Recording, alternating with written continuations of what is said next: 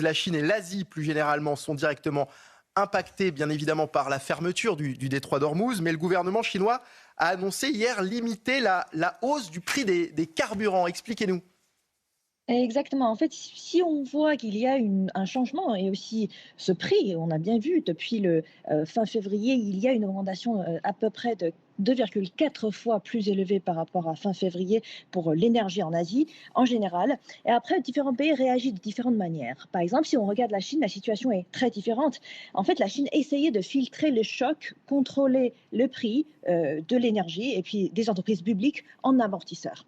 Donc en fait, concrètement, comment ça se passe? Déjà, comme vous avez dit, le 23 mars, la Chine a procédé à sa 6e révision de prix du carburant depuis le début de l'année.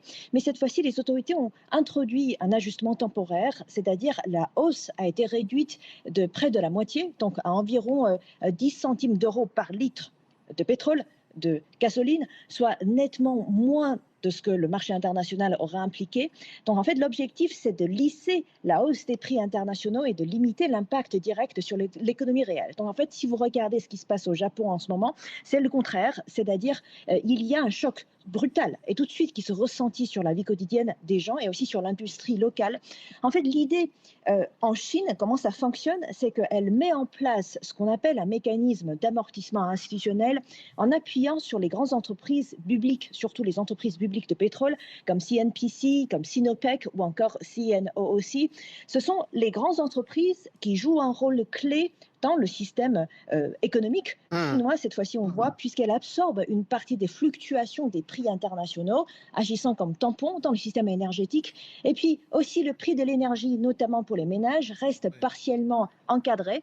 Et enfin, elle utilise les outils complémentaires comme les réserves stratégiques de pétrole et aussi ajustements fiscaux pour alléger le fardeau sur l'entreprise. Mais après, bref, peut-être que cela va se ressentir sur un moyen, voire de long terme. Mais Hmm. pour le moment, je pense que c'est plutôt une mesure pour stabiliser l'économie locale et de réduire l'impact international sur l'économie chinoise. Merci beaucoup, Shen Huizang, journaliste à Pékin.